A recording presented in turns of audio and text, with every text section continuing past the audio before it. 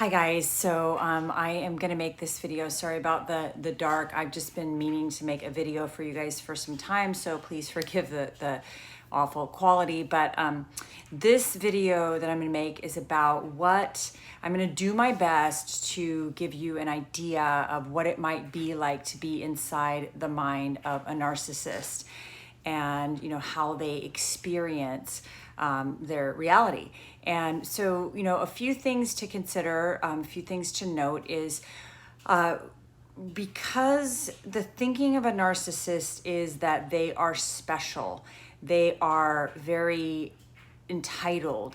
They believe that they are smarter than others, they believe they're better looking than others, and they deserve special or preferential treatment, rather than realizing that there's 7 billion of us on the planet. We're all just we're a community, we're a world community, we're just humans, and we're in this together. The narcissist is up here and everyone else is down here, right? And so they're constantly seeking people that are going to validate this idea, this ideology that they have of being special. So, and some of the psychologists talk about it almost like being an addiction. It's like an addiction to feeling special, different, unique. They're very, very unique. So in their minds, the rules that apply to other people, to all the minions, do not apply to them, right? So other people definitely need to follow the rules, but the narcissist is special. They, you need to be faithful in a relationship with them, but they do not, because they're above that. They deserve to have multiple partners if that's what they want, because they're special. So, the thinking is like that, and they're very entitled. So if you kind of think of them as almost like a wild animal, like a predator, like they're predatory. So they're always on the hunt.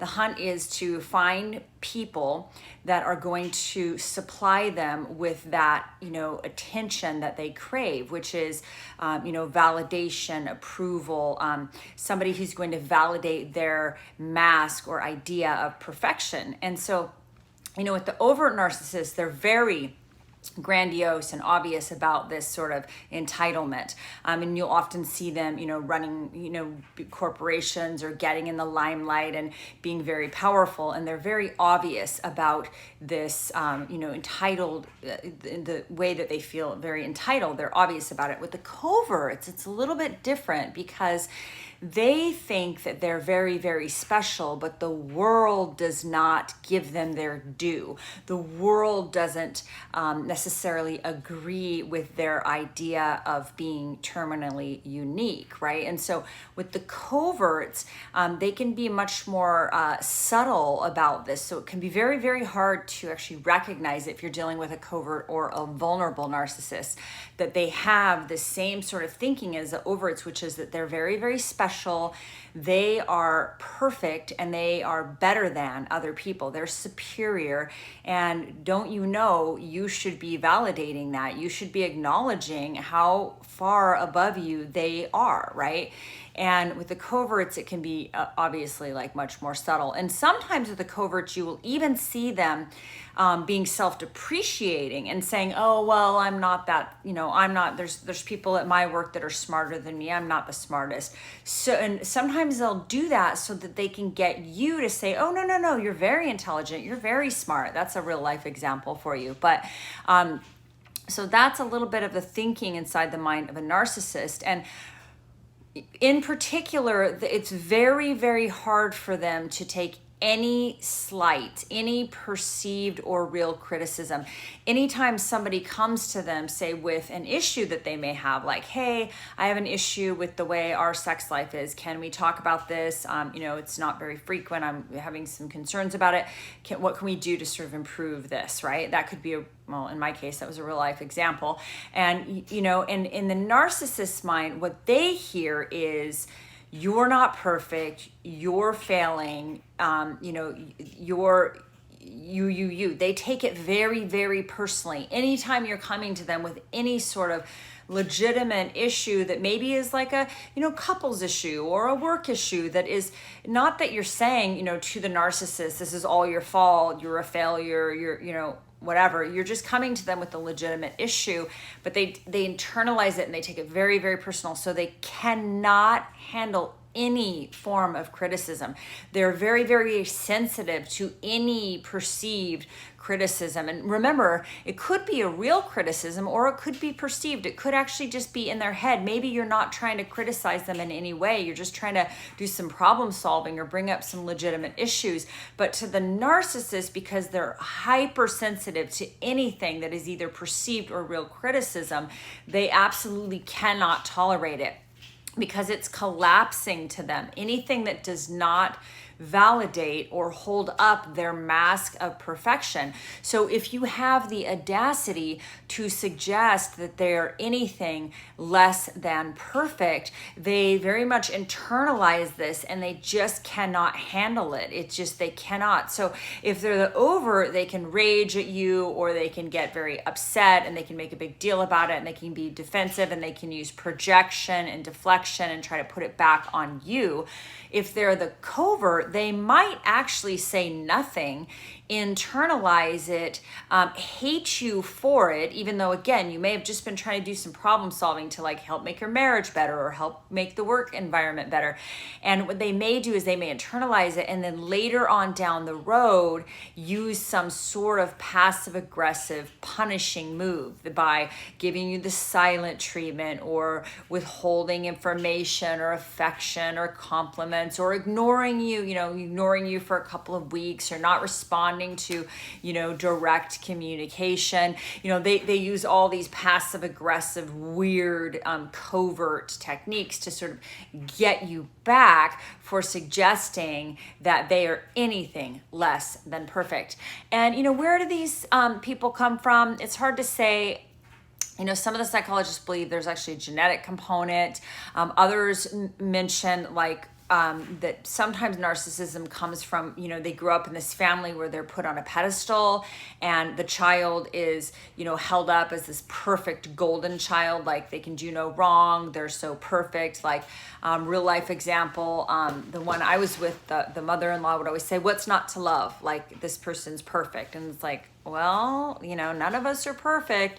So it could be that kind of scenario where it's like, they're put on a pedestal, they're glorified as if nothing they can do is wrong, and they're objectified. So that comes to the other point of what it's like to be inside the head of a narcissist. So another way that they think is to them, to narcissists, people are objects. You are either an extension of them, an appendage, right? If you're in relationship with them, or your competition, right? So it's sort of this dichotomy, but the way they look at people is they are objects. You are there to serve them in whatever capacity. Your serving could be because you have lots of money and you give it to them. It could be that you have a good job and you make them look good by proxy, right? It could be that you are very attractive and you make them, you prop them up with your attractiveness. It could be that you're liked by a lot of people and you're very charismatic, and they, especially the coverts, they often will get with somebody who has high social sort of, intelligence, so that they can, be with somebody special by proxy. And of course, with the narcissist, like, everyone's an object, and they're whatever your use is, you are there to serve them, to prop up their ego, and for whatever utilitarian value that you provide, whether that be social currency, money, advancement at their job, whether you look good, you make them look good. You could be a do-gooder, so they look like a do-gooder just by being with you. There's any sort of utilitarian currency that you are providing to them. And in the beginning of the relationship with the narcissist, they typically put you on a pedestal and, you can do no wrong. You're sort of perfect because remember, they're perfect. And so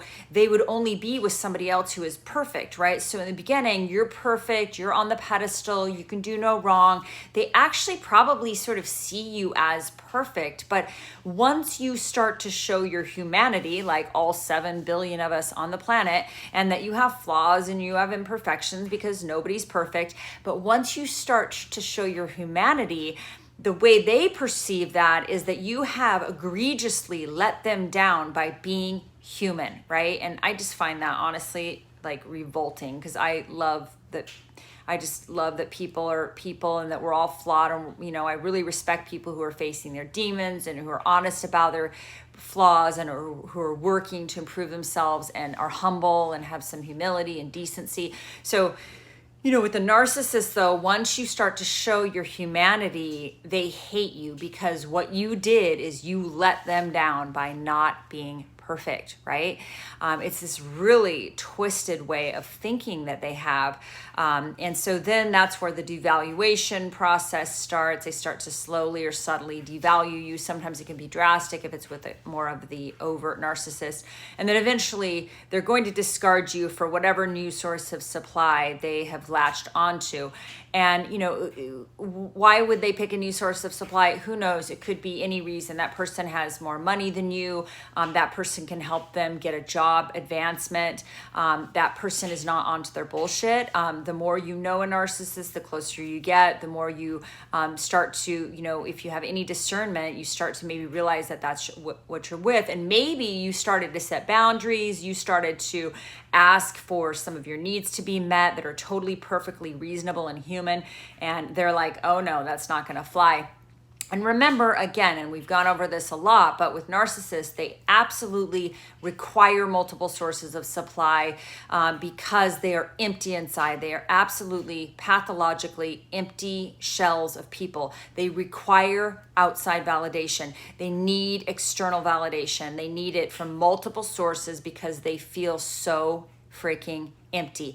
And these are people that absolutely cannot be alone. So you will see that, they have multiple affair partners, and then they also don't usually have many gaps. They don't have breaks in relationships. They're on to the next right away. Quite often they can get out of one relationship and just segue into another one, but usually there is overlap. They've been grooming the new source of supply to see if they're going to be a good source for them.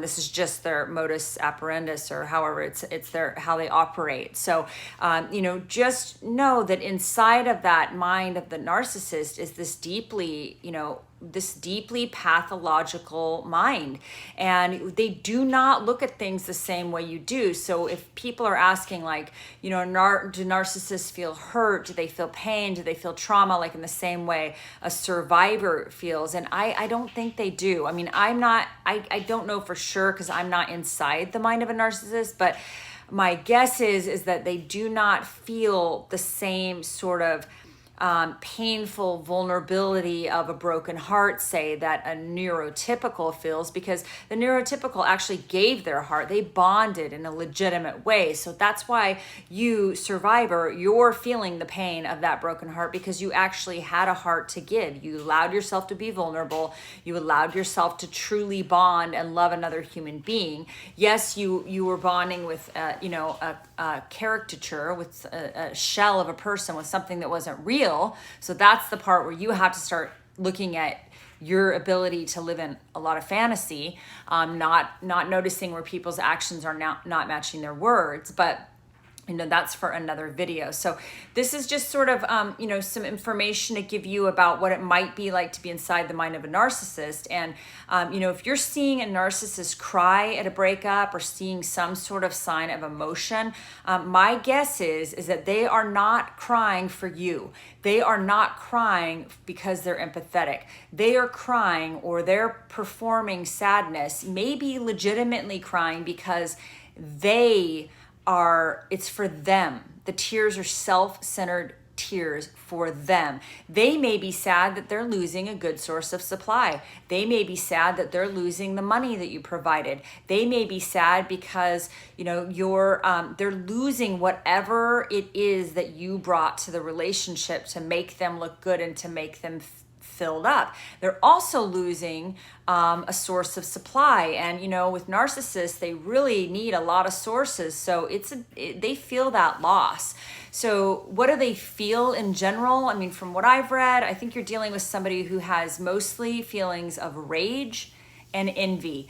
I'm not sure that their repertoire of feelings is really much greater than that. Rage, envy, and momentary pleasure. So I know this is a bit rambling, but I'm trying to kind of incorporate a couple of different requests for videos into one. So I hope this is helpful for you guys. And again, I'm sorry about the quality. I'm going to try to do it in the daylight next time. Thanks so much and have a good night. Bye.